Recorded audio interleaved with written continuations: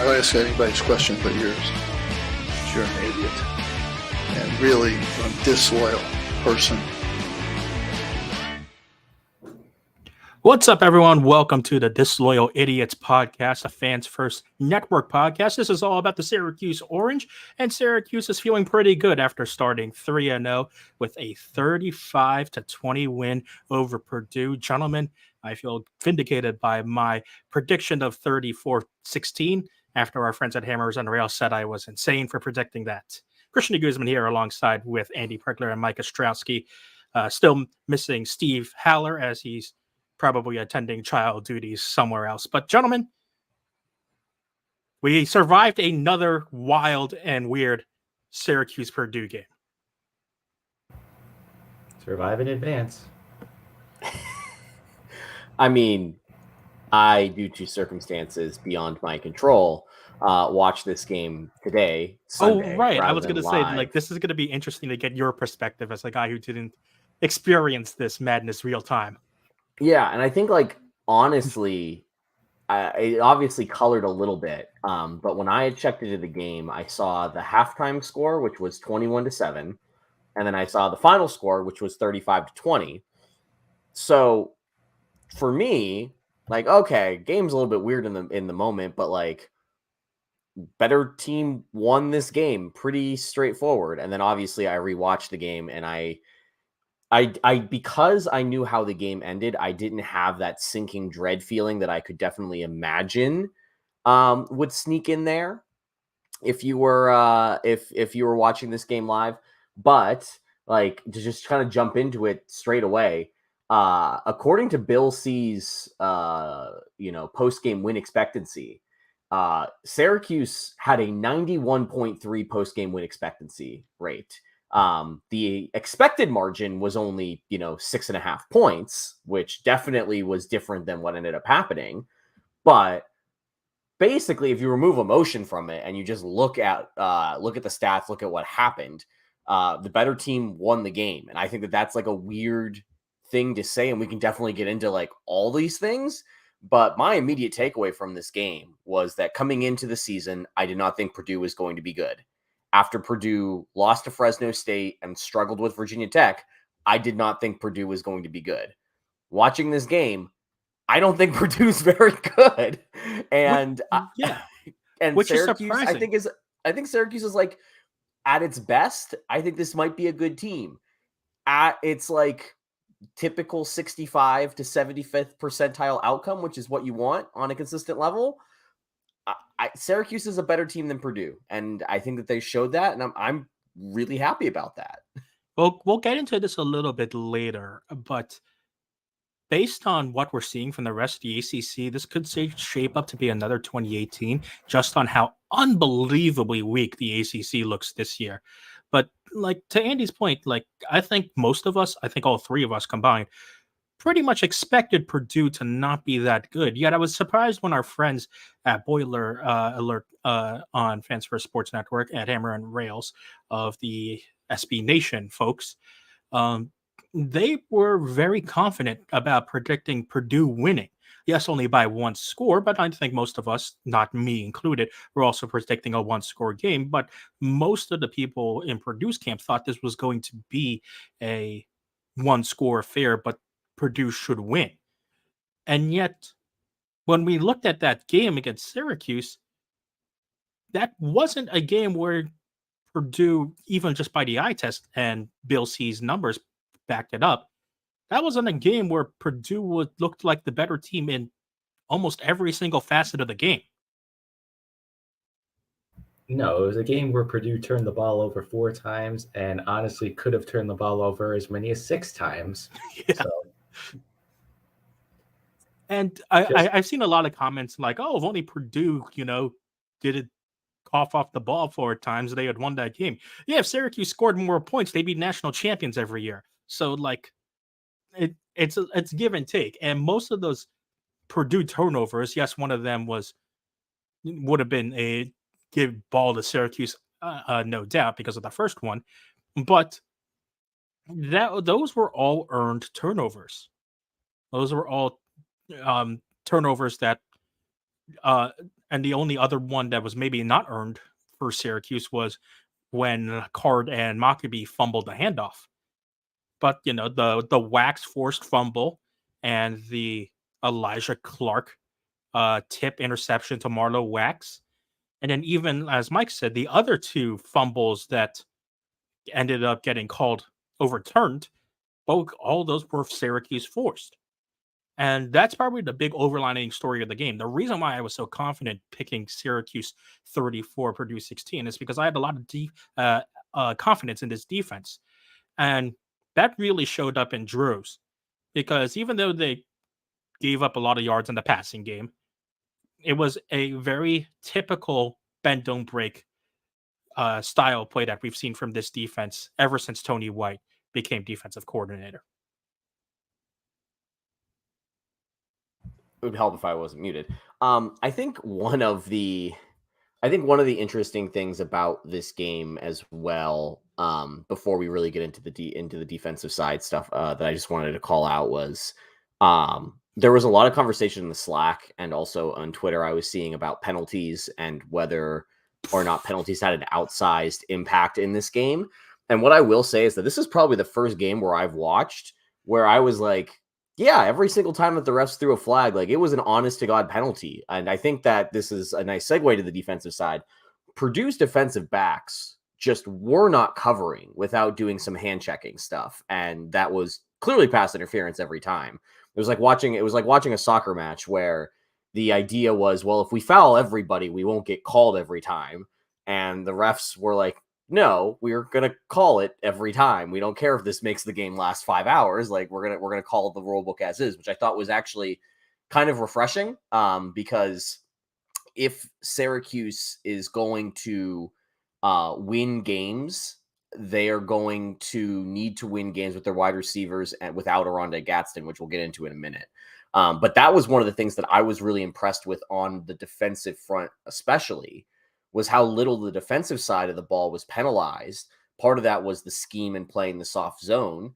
But I thought it worked out really well for Syracuse because they were playing really aggressively without any penalties, minus the, by the book, roughing the passer penalties, which, like, college roughing the pass, like NFL roughing the passer is easier to avoid than college roughing the passer. And I get it. Look, the rules are the rules. It makes it, you basically have the numbers to hit the quarterback when they're in the pocket, and that's all you can do.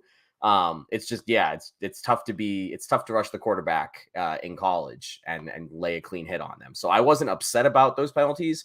I thought Purdue had a lot worse ones, but I thought the Syracuse defense had the game of the year. But this was one of the more inspired defensive efforts that I've seen under a 3-3-5 unit at Syracuse. Like, this to me was probably the most impressive outing that I have seen aside from last year's game at Clemson. From a defensive side of the ball. Let me be clarified there. And it was kind of a shift from Tony White's style because we didn't see too many defensive adjustments from Rocky Long. It was a pretty set standard defensive plan of, like Andy said, we're going to play soft zone. We're going to take away every single chance Purdue has at an explosive play. And if they're going to beat us, they're going to beat us by death by 1,000 cuts by picking up 5 to 8 yards per play. And they're going to have to settle for that, which ended up being the right play because, as we quickly figured out, Purdue could not figure out how to convert a 3rd and 1 or 4th and 1. Yeah, I wrote about this on my Substack this week about the defensive philosophy shift that the 3-3-5 has brought. But one of the things that was really interesting about this Syracuse defense is that they are a top 40 unit in terms of defensive success rate. They were 31st in the country going into this game, and their pass defense EPA was 24th. And I thought that today, like, the game plan, I should keep saying today's game, yesterday's game really it's because showed, you watched the game today. Yes, exactly. But I thought the game today was actually a great example of that, where Syracuse, like, we have been banging on the door for Syracuse to play more aggressive man-to-man coverage. And I understand philosophically why they don't always do that. Like, Syracuse is not throwing out the best 4-star, 5-star cornerbacks.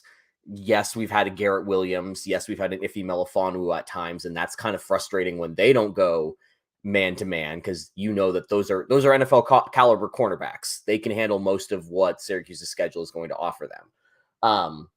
But I thought that this game was a great example of how you can play a zone, how you can play a defense built to your type of athlete that you get and still have a really good defensive success rate and limit the opposition's EPA through the air.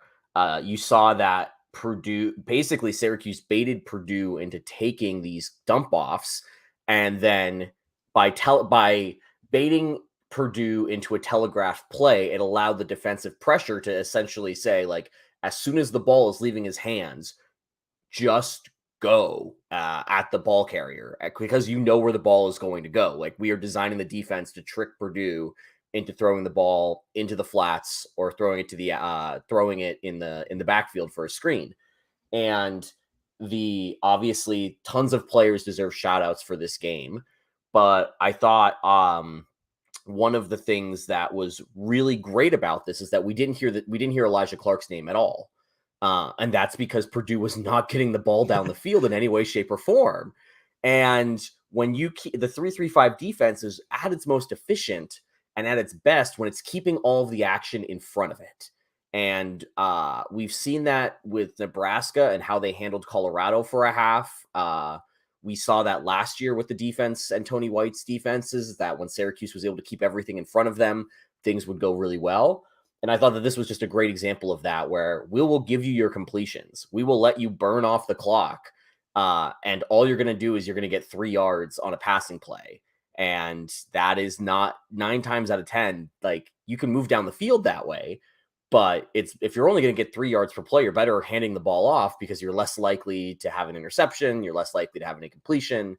And Syracuse was just like, the game plan was outstanding. And I think one of the things that I was really interested in, Christian, Tony White was not a big fan of blitzing, and Rocky Long is not a big fan of blitzing in the sense that a blitz is 6 or more rushers. Rocky Long is a big fan of bringing pressure through weird looks. Yeah. And he has a linebacking crew in McDonald and Sparrow and Wax that are athletic enough. Like, they're not big hulking NFL guys.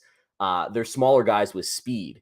And he was doing some Madden-esque curl blitzes where they were lining up in one spot but blitzing through another gap, and Purdue was just not picking up on it. And I think better offensive lines will pick up on this, but as you go through Syracuse's schedule, there's only a handful of teams left that I think have an above average offensive line, and Syracuse clearly has some really high IQ linebackers that can bring pressure in different ways that allows you to still keep 5 guys in the pass defense in their zones and really limit what the offense can do. Yeah, Mike, what we saw was, especially last year, was that the defense needed to stunt out of necessity just because they were just getting overpowered. Now they're stunting, like Andy said, for effectiveness, which is something I think Rocky Long brings in really, really well. And it's no longer that, oh, we have to stunt because that's the only way we can get pressure. It's we can stunt because now there's so many ways that this defense has matured that it can create pressure that it's just going to confuse opposing offensive lines, which I think has been an interesting and great evolution of the defense under Rocky Long. Yeah, especially from what we're seeing now compared to what I saw in the spring with the Rocky Long defense. I think his units really matured in a short amount of time, especially since they weren't even running a full 3-3-5 for most of the spring. It was really more of a 4-2-5 because a lot of the linebackers were out. So to see them just really merge so quickly and, like Andy said, come at you with a lot of unpredictable looks, a lot of non-traditional looks. We know by now that Syracuse isn't always going to get the most traditional players. So by having these looks with the maybe not so traditional looks, finding the strengths of these guys, like you said, these explosive linebackers, and being able to create pressure in these unique situations. I think that's how Syracuse is going to be able to win, not just like they won on the road against Purdue here. I think that's going to come up again down the stretch in the last couple of games of the year. And if Syracuse is going to continue playing like the soft zone coverage that we saw, it's got to make tackles. And we saw that the linebackers were really, really good when they dropped back into coverage and making tackles. And most impressively, the cornerbacks were very, very, very good in this game at making tackles. Isaiah Johnson basically didn't get thrown at the entire game, and he got thrown at maybe 3 times and made all his tackles. So that left Jeremiah Wilson to make all the tackles when the inevitable soft zone throw came towards his side. And he stepped up in a way that this was his breakout game in terms of, yeah, I can be the guy that if you need me to, I'll make the open field tackle and stop the guy and make sure that there's no other way that the 5-yard game becomes a 10-yard game, which is so crucial to having that soft zone work. Because if you can't make the open field tackle, they're just going to keep on picking you, and first downs are going to be easy to come by. But Wilson made those stops look effortless almost because he was so aggressive at making those reads and tackling the receiver almost immediately, which I think was key to having that soft zone be so effective. So what you're saying is I'm now 1 for 2 on breakout candidates. Yes, congratulations. Yeah. Again, I fully admit I didn't think Wilson was up to the level that maybe, Jaden Bellamy is in terms of the guy who, Syracuse brought in Bellamy, the Notre Dame transfer, and I think a lot of people expected Bellamy to be one of the starting corners. But Wilson, especially in this game, proved why he should be one of the starting corners. And that was a very, very, very impressive game. And you're now getting back to the point where Syracuse has 2 corners that they can really, really trust. Like when Syracuse had Williams and Melifonwu and Williams and Chestnut. Like that's a really, really good place for this Syracuse defense to be. Yeah, I am really impressed with both corners. I think that it's really clear that Johnson doesn't quite have the foot speed. Like there was that one deep shot that Purdue took that did get broken up where he was just clearly beat, and he and Justin Barron were running for dear life to try to catch up on that play. That's obviously he's a Dartmouth transfer. If he had elite speed, he would not have gone to Dartmouth and then gone to Syracuse. Like let's just be real here. But you saw it on that you saw it on the play that ended the game when Purdue threw the slant over the middle.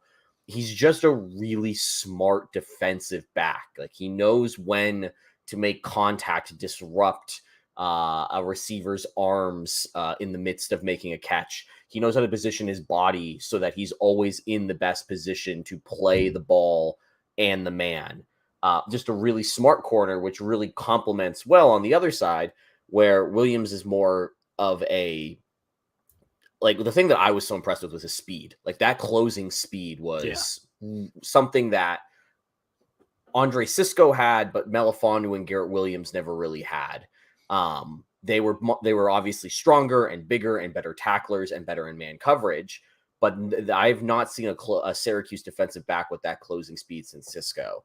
And I thought that he acquitted himself really well, showed that even though he's a bit like my concern with him was that, like, look, I know that he played as a freshman out of necessity, but he's an undersized sophomore. Do we really want that going up against ACC receivers? And the answer is clearly doesn't matter how big he is. Like he can tackle, he goes 100% and I think there was only one play where the Purdue receiver was able to make a little shifty move in order to kind of get him off angle with the tackle.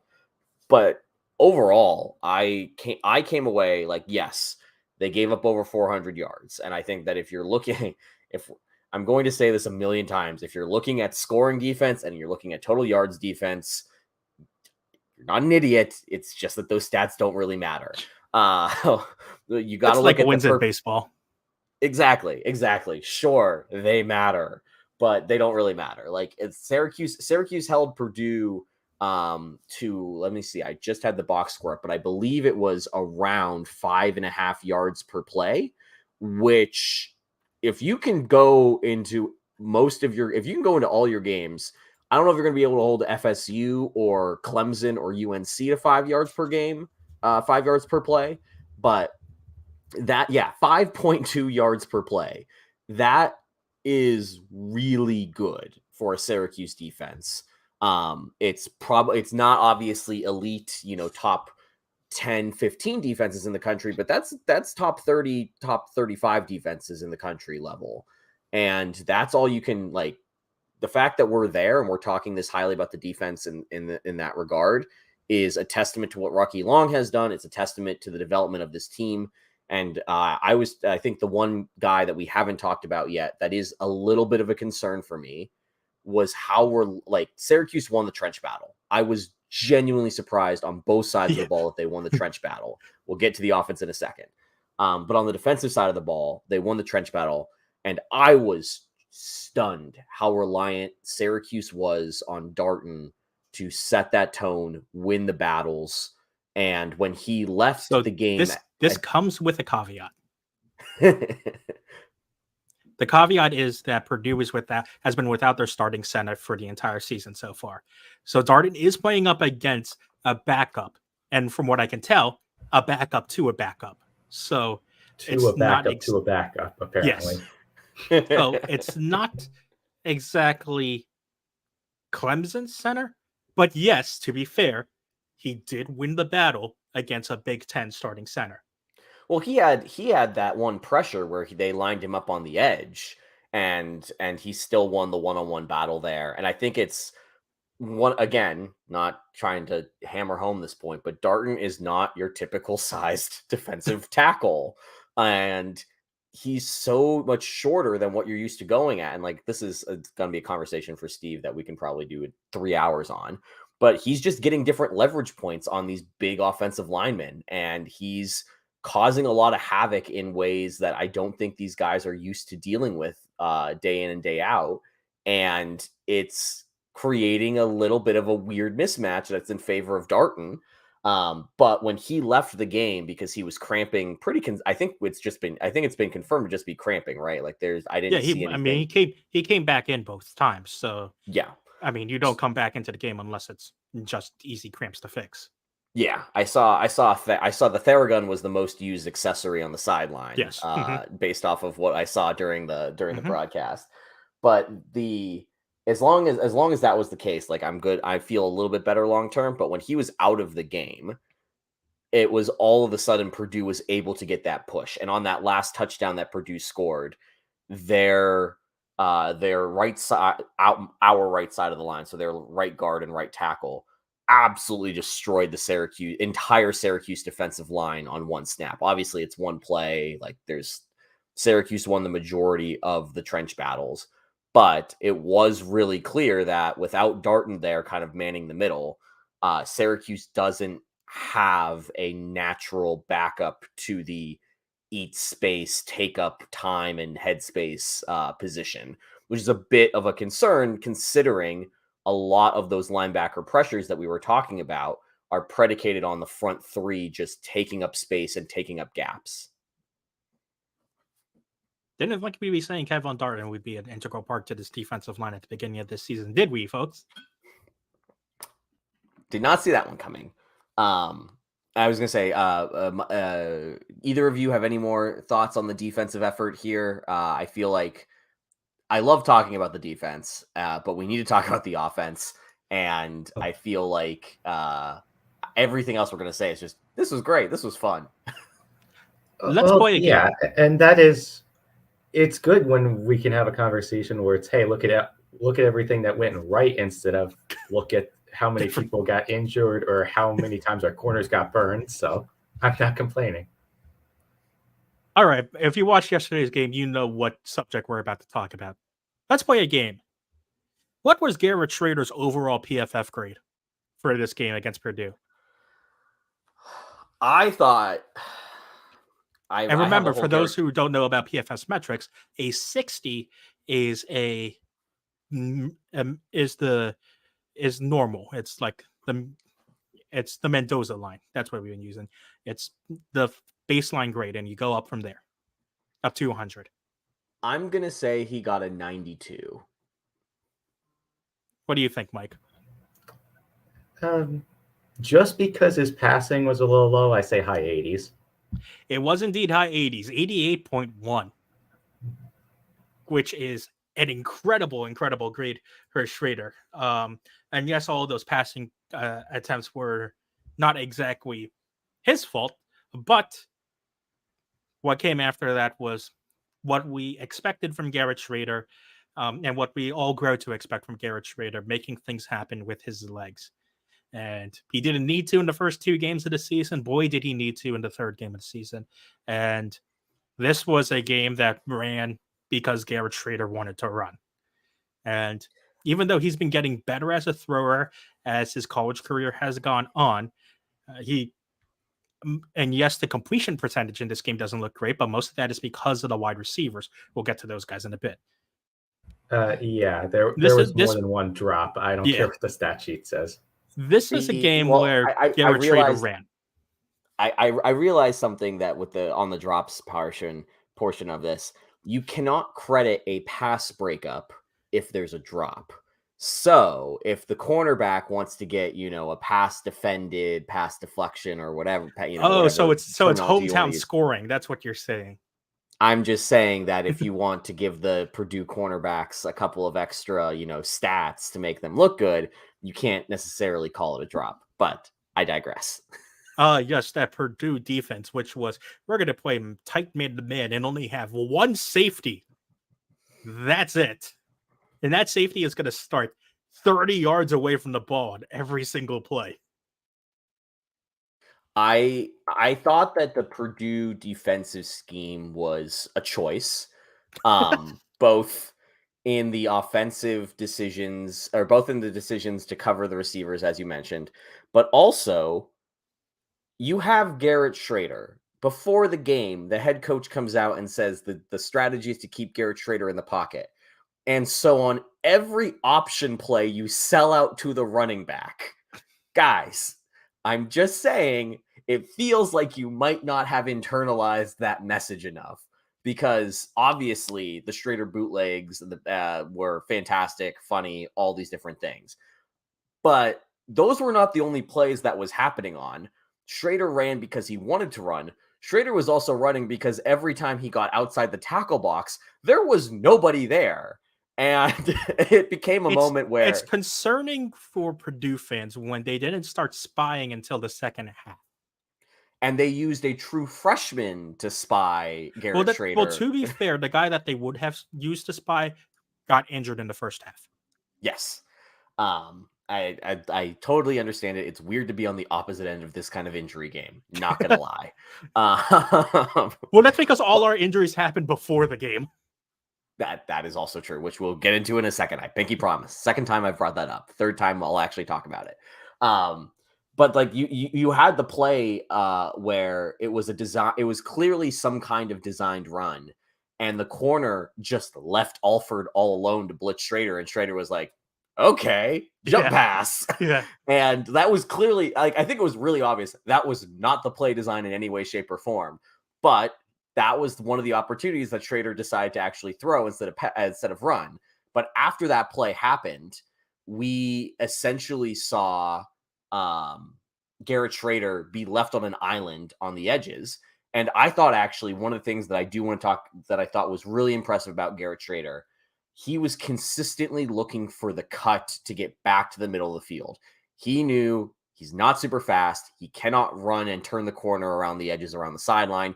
He is better as a runaway train, and he was trying to get that cut and run straight downhill as efficiently as possible. And I thought that is a testament to him as a runner. It's something that I have never really liked about his game, where he's always kind of going to the sideline and he has the world's longest 3-yard quarterback scrambles. But this game he was really decisive. He was really intentional. And he was also smart about contact most of the time. Like, he was trying to slide. He was, There were a bunch of plays where he did get to the sidelines and go out of bounds when he could have lowered the shoulder and gone a bit more aggressive. I thought overall, obviously the stats back up his fantastic rushing game. I thought just watching him, this is a different, and this is really terrible to say, but like maybe that arm injury did something, because he was significantly more intelligent in his running decisions in this game than I have seen him in his entire Syracuse career. Well, it seems like he's internalized the coaching, which is at least Mike, that, don't take big hits. And he only took maybe like 2 or 3 in that entire game. And I think that intelligence thing that Andy was talking about was really, really apparent when Syracuse ran the read option. And there were only maybe 1 or 2 times when he made the wrong decision on that read option. And more often than not, it was going for at least 10 yards. I mean, he did a Peyton Manning impression twice, so I love that the fake book just was executed beautifully both times, and one of them was not even remotely close to the end zone. I mean, that was the one where he could have. Yeah, I mean, again, credit Schrader, way to not run up the score, way to just take it down and be good sportsman. It's a smart football play. Well, I mean, yes, you can technically ran up the score, but it's also the smart football play to just let the clock run out, because there's no reason in hell that you want to let Purdue win on freak Hail Marys like Denver almost did. Yeah, I thought in general, his rushing performance was fantastic. I think we got to talk about the passing performance though. I thought Garrett Schrader is what he is. He's not going to be Eric Dungy level passer. And I think that we get lost we want to make the comparisons to Dungy all the time. Schrader is a way better runner than Dungy is. Dungy was a way better passer than Garrett Schrader is. And there were a couple of throws where Schrader did not put the ball in the best position for his receivers. And I think that is objectively true. However, one of the things that was brought up on the broadcast is that every receiver that Syracuse had outside of Donovan Brown that was lining up and running routes was over 6'3". And when you have guys that are that big, putting the ball up, throwing the ball above them is not the worst strategy in the world, actually. And I thought that one of the things that the receivers were really struggling with was going up and getting the ball at its highest point. And there were a couple of times where that was what was leading to drops. There were a couple of times where the drops were because they were trying to cradle the catch instead of, letting it come into their body naturally. There were a couple times where they were going out to try to meet the ball, but not at the high point. They were just trying to, I don't know. It just felt like from a fundamental perspective, they were kind of all over the map in trying to make receptions. And obviously the drops were inexcusable. Umari Hatcher is getting dangerously close to Garrett Schrader is never going to throw him another deep ball with the number of drops that he has shown so far this season. But I am cautiously optimistic that it will get cleaned up to an extent. It's just a matter of, are these drops going to continue to happen on the deep throws? Because that was, you saw what Jason Beck did was he essentially abandoned the deep shot game after I think the 3rd or 4th drop down the field and just went for, we are throwing in front of the first down marker, and you all can yak it up all you want, but we are done with this because clearly you guys cannot convert. And that to me is a bit worrying. Obviously they won the game and Schrader was doing great things on the ground, so it didn't make them that one-dimensional, but just something to flag. They abandoned the deep passing game pretty quickly after those drops. And something also that they abandoned, and we'll get to the reason why they abandoned it in a little bit, is they abandoned the middle of the field as well, because most of all those deep shots were outside the numbers, which was also an interesting thing. And what we've seen in the past, and maybe this is just based on the personnel that they have right now, is that this is interesting to see that Schrader's the game plan for Schrader was to have him throw outside the numbers, because what we saw from Renee last year and what we saw from back early on in the season was that the reason why Schrader was having so much success and why his completion numbers were going up and up and up is he felt more comfortable throwing over the middle.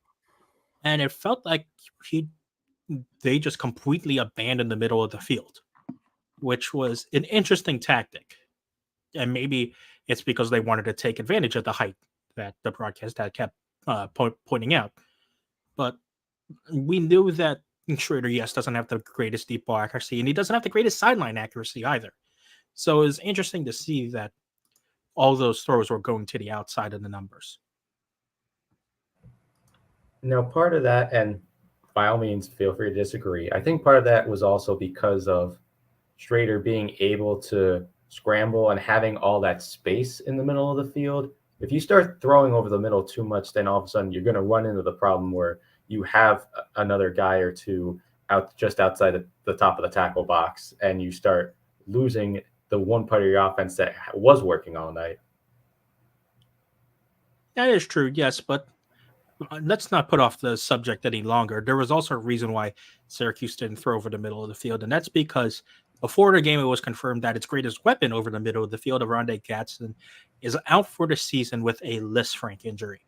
Now, for those of you who do not know medical terms, Lisfranc is the midfoot section, and it's just specifically said a Lisfranc injury. So we don't know if that was a fracture, some sort of tear in a tendon, other type of bruise or whatever. So my dad is a doctor, and I was at my brother's wedding, and he was sitting next to me when I got the push notification, and then immediately groaned and screamed and made all sorts of sad noises. But then I saw that word, and I was like, "Dad, what is this?" And yes, it can be a variety. It's a wide catch-all term. However, if it is the foot, ankle, the way that we expect it to be, it's either there was some sort of tendon damage. Obviously, there's a lot of tendons that are happening in your foot. There was some sort of tendon damage along the foot area. Those are very delicate. Those are you sometimes need surgery to repair them. Sometimes you don't. It's very hit or miss, but it is a very slow recovery no matter what. Or it is deep bruising that happens on the foot. And much like you would get, you get the bone bruises anywhere else, because the foot has so many small bones in it, any kind of deep bruise to the foot, essentially in medical terms, ends up acting like a fracture. And so you basically have to boot it, cast it, and allow it to heal at a very conservative nature, because, one thing that you screw up in your foot and you're done.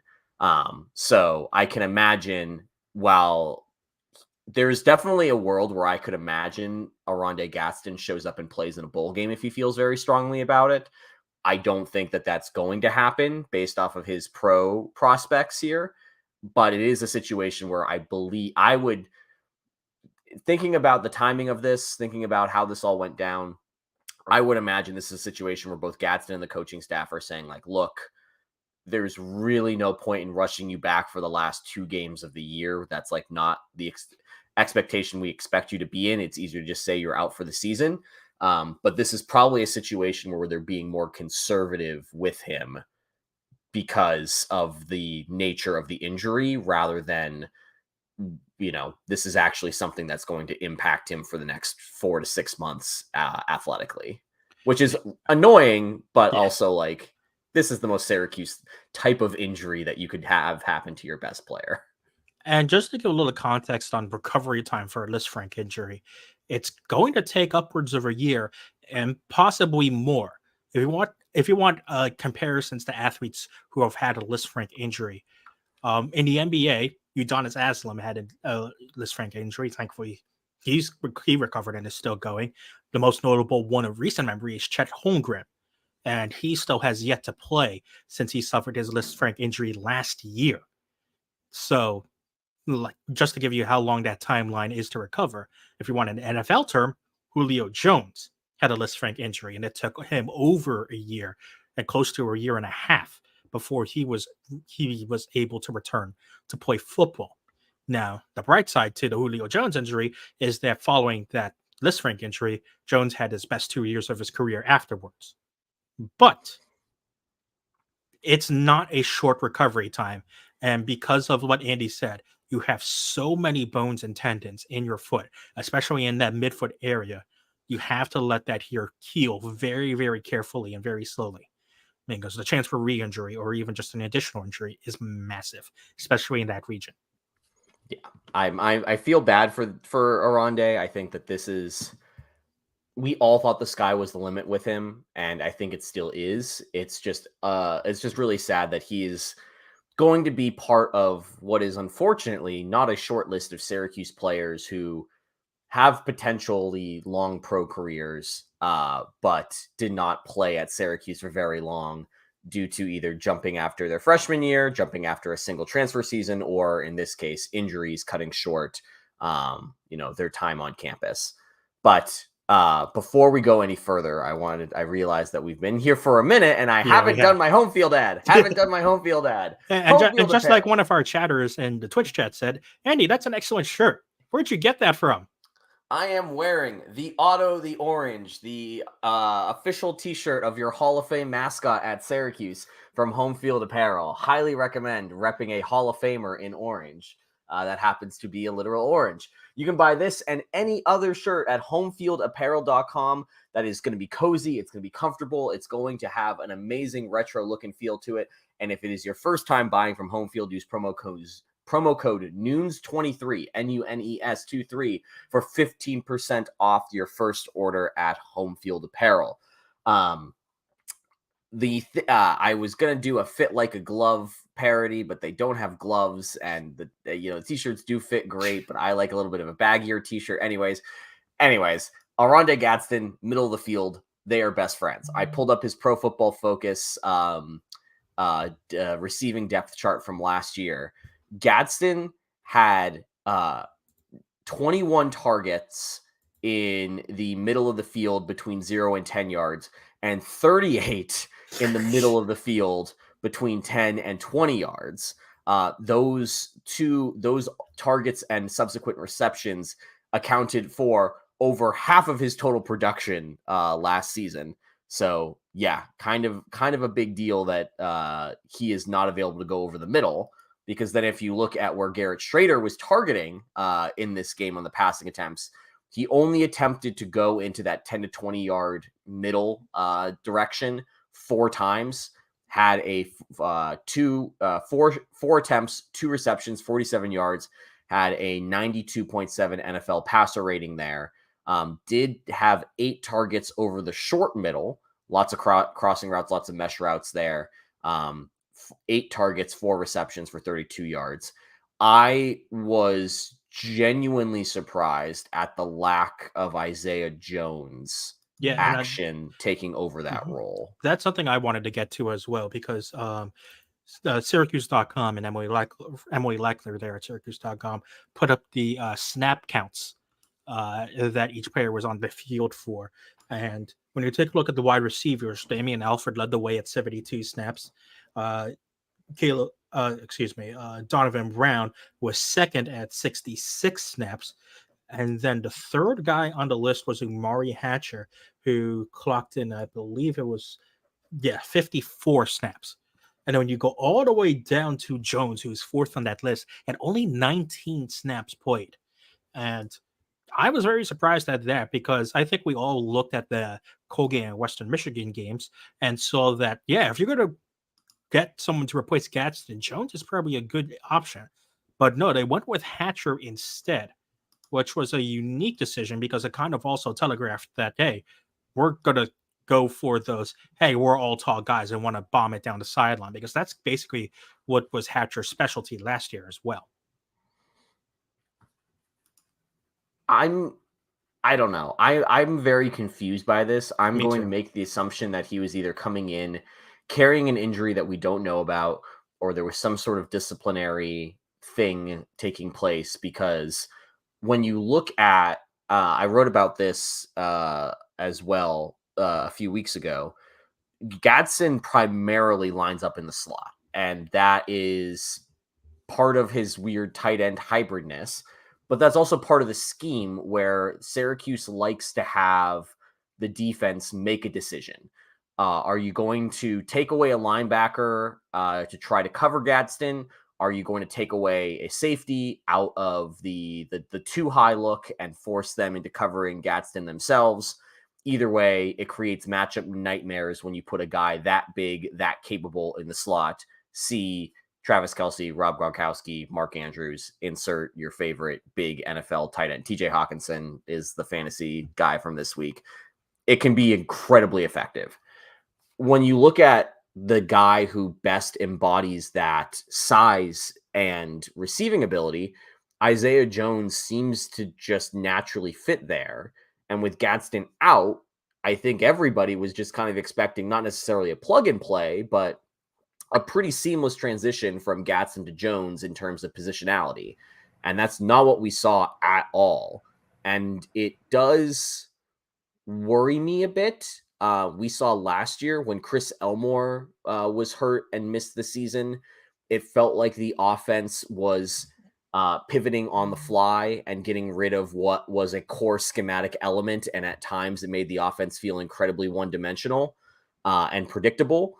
I really want to think higher of Jason Beck, considering that this is his second year going through this scenario.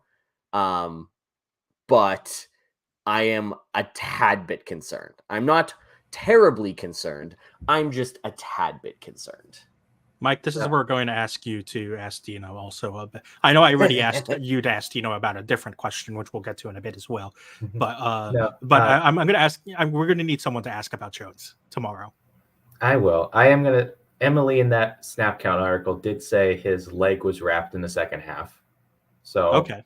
I am hoping that it's just we just lost our number one receiver. Let's not lose our number two receiver right away, since at that point the game is still going pretty well.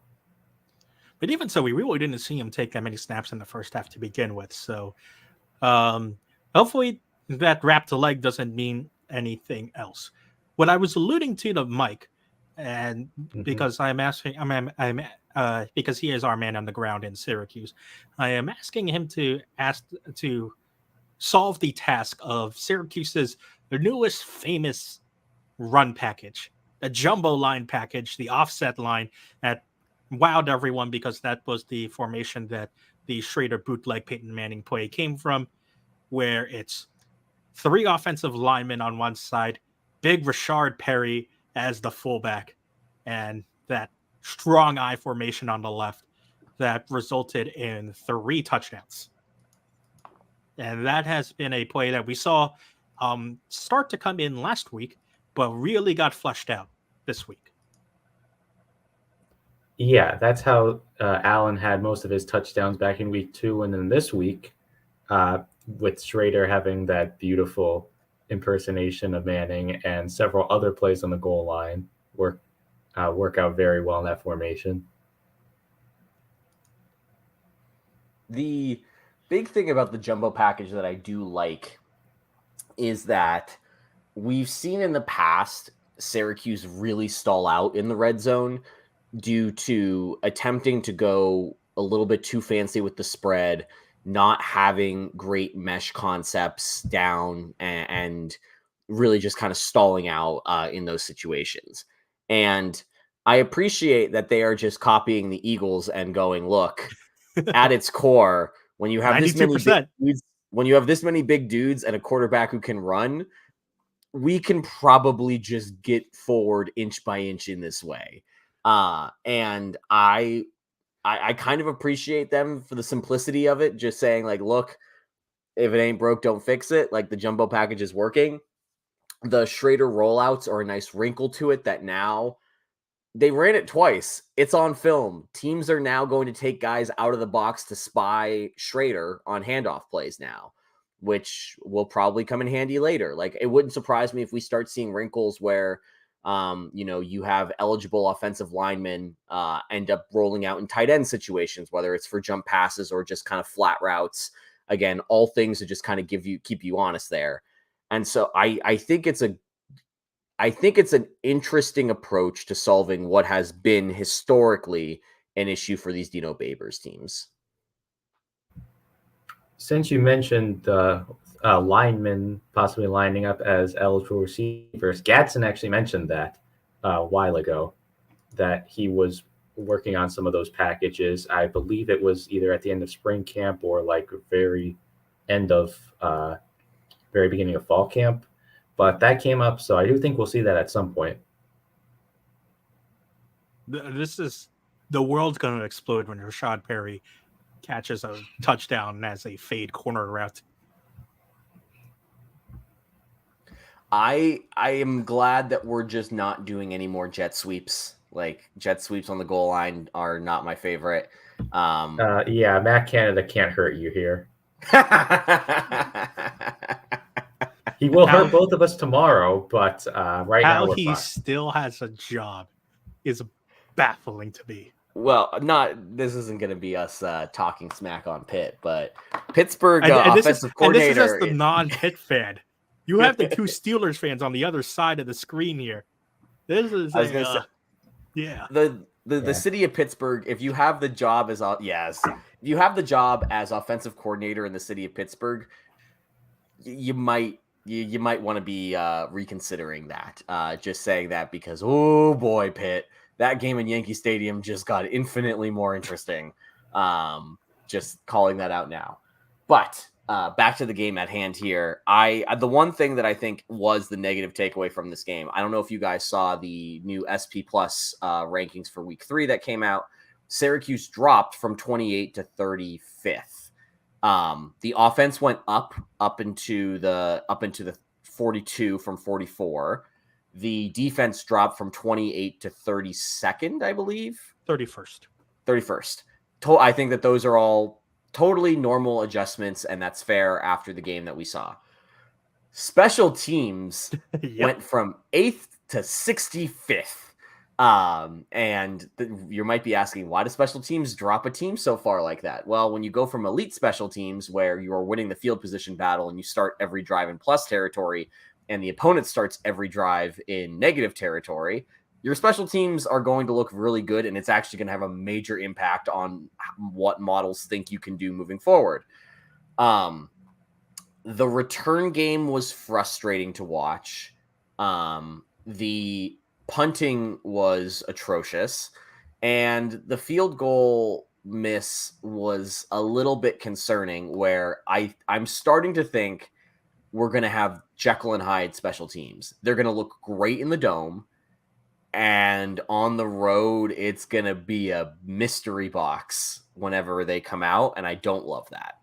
Which means that Pitt game is also going to be interesting for another different reason than we didn't expect. Yeah, that field turf is not going to be good. No. Although the good news is that they'll have a month. They'll have over a month to prepare, since there won't be anything happening in October in Yankee Stadium. Good.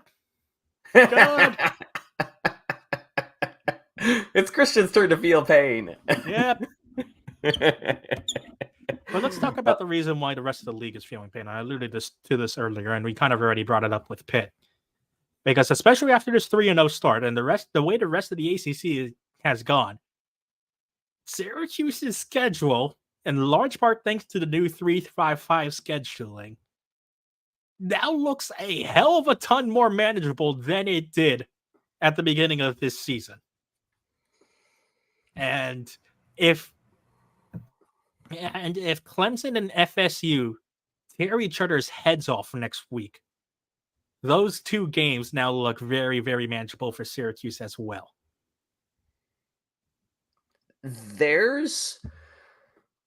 I'll say this. I think there's a lot of people, I have seen it a couple of times, say like, oh, why can't Syracuse win, 8 or 10 games this year? And the answer is depth. Like, okay, we were talking about Isaiah Jones potentially being out for the year, or out missing some time. Aranda Gadsden's out for the year. Wallabaw's out for the year.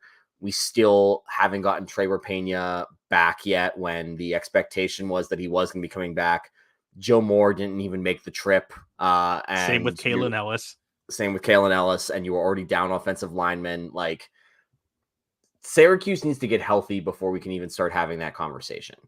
However, Christian, you're 100% right. Like, I think what has really happened here is that going into the season, I was really bullish, and I was looking at the schedule, and I go, look, anything from 4 wins to 9 wins is on the table. And if you look at it like a little chart with your like least likely to happen outcomes and your most likely to happen outcomes, and you've got the little, the little graph with the peak in the middle, that peak was probably somewhere around 6.5 to 7.5 wins. And I think what we're seeing is that peak is ever so slightly shifting over to more likely between 7.5 and 8.5 wins. Everything is still on the table in terms of potential. It's just that the way things are kind of shaping up, Syracuse is going to be favored. There's a good chance, I won't say that they will, but there is a good chance that Syracuse is favored in all but 3 games this season. And those 3 games are home against Clemson, on the road against UNC, on the road against Florida State. I can almost guarantee that they will be favored on the road against Georgia Tech. They will be favored on the road against Virginia Tech. They will be favored for their other ACC home games. The Pitt game is a big, I don't know, because it's a neutral site game. And obviously by then Pitt could be, if Syracuse is injured, I could see Pitt becoming a favorite in some weird way, but they look very infinitely beatable.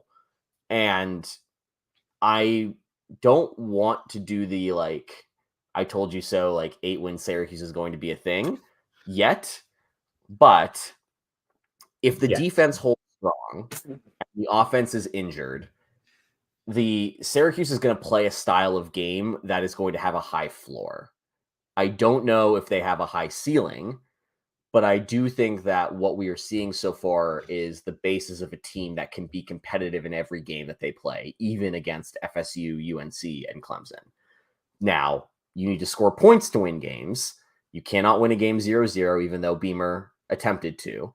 But I think that things are moving in the right direction here. Let me throw out some games at you guys real quick. Mm-hmm.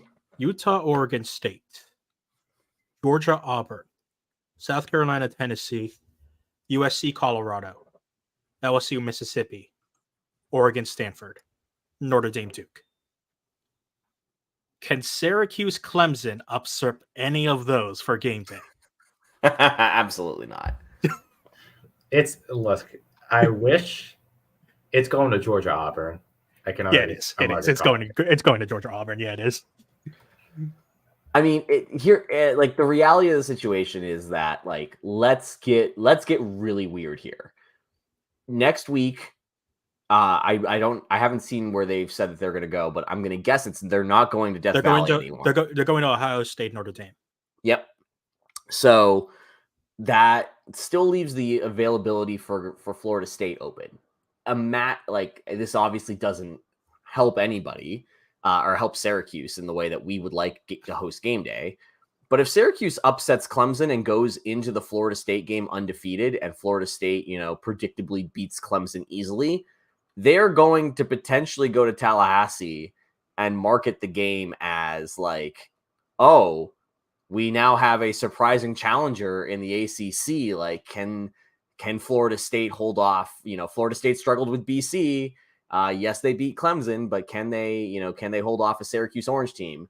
I think that that's probably the most likely outcome, or they go to Yankee Stadium because there's nothing else going on that week, and it gives them a spectacle and it gives them an excuse to get to New York City, which we know that College Game Day did once and really enjoyed doing. So I think it's still on the table if Syracuse is good to get game day. It's just not going to be Clemson. So if Syracuse, How would Florida, that even work? They did it in Times Square. They did it in Times Square. Yeah. Okay. Yeah, they did. Okay. Yeah. I was there. Were you the auto there? No, I was working for Syracuse at the time, and they wanted me to be there to hand out Syracuse stuff to people who showed up. No one showed up from that wanted to be wearing Syracuse gear. Yeah. I mean, there were lots of people who showed up. They were all Florida State and Clemson and Notre Dame and Ohio State and Penn State fans. It was very annoying. Yeah. So I had to throw the Penn State in there. I don't like Penn State people. That series, when it happens in 5 years or whatever, is going to kill me. So the games that are on that week for if you want Syracuse, Florida State to be a game day game is Stanford, Colorado, Oregon, Washington, Arkansas, Alabama, Auburn, LSU, Oregon State, UCLA, Florida, South Carolina, Miami, and UNC, and then USC, Notre Dame. Yeah, USC Notre Dame. Actually, I mean, I'm not going to say they're going to follow around Notre Dame all year, but that USC Notre Dame could be a banger of a game if Notre Dame beats Ohio State. Yes, big if. Caleb Wilson's so fun. Oh, it's fun having good quarterbacks. And also, by the way, you notice we haven't talked much about Army. This is not the Army triple option anymore, so Syracuse should win this game. I will say this.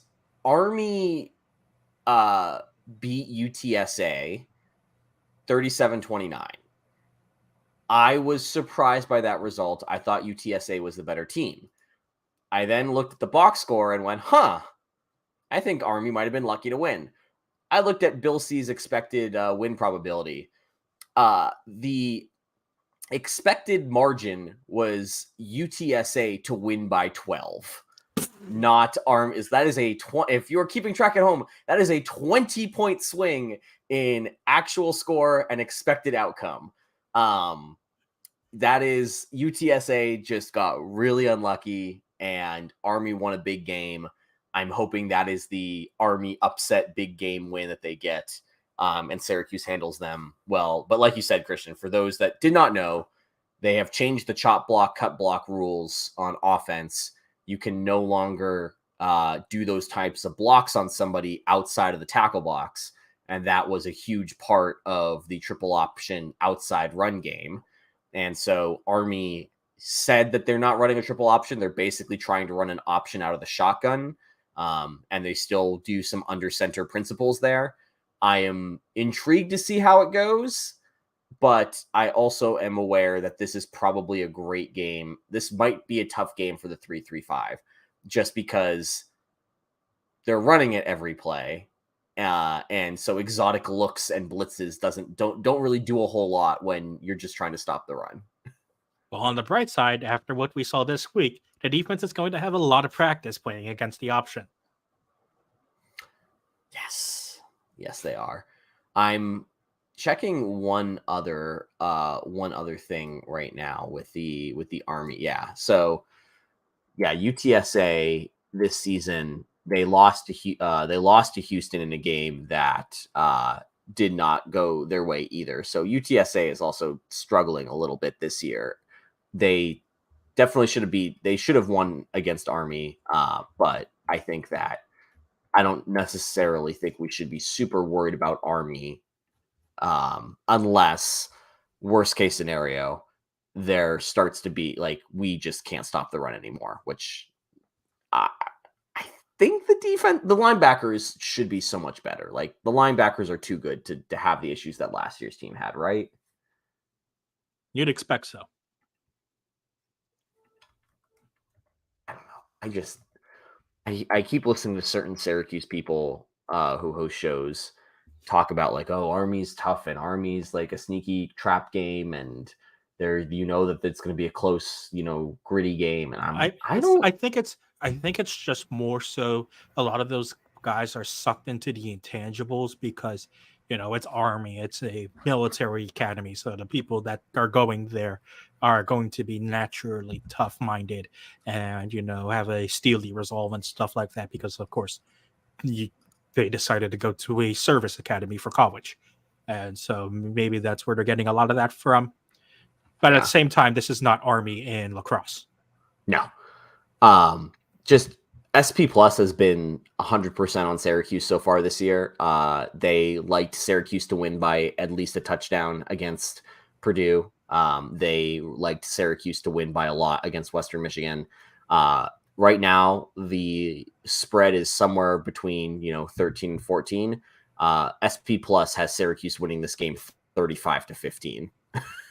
So they think that Syracuse wins this one by 20 points. I tend to agree. I would too. And there's not much that needs to be said about Army, because after that, as we all know, is when the fun starts for Syracuse. Their conference play kicks off with the gauntlet of Clemson, Florida State, and UNC. Well, it's actually Clemson, UNC, Florida UNC, State. then FSU. Yes. Yeah. Mhm. Yeah, FSU is the last one, which is that's just going to be so tough. I do appreciate that we're finally getting through this, because I feel like we've been talking about this 3-game stretch since the schedule came out. Like, in my brain, it's just the three games against Clemson, North Carolina, and FSU. Like, it's just ingrained in my head. Cannot wait till we are done with these 3 games. It's our 2012 Mayan calendar. Exactly. It's just like we're all counting down until this thing happens, and then it's over, and we're alive. Great, we're alive. Ubisoft will make an Assassin's Creed game about it. Well, that will be all for. I'm glad someone got that. That will be all for the Disloyal Idiots podcast, Syracuse Orange podcast on the Fans First Sports Network. Mike, thank you so much for joining us once again. You can read Mike's work and all of our great work on our sister SB Nation site at noonsmagician.com.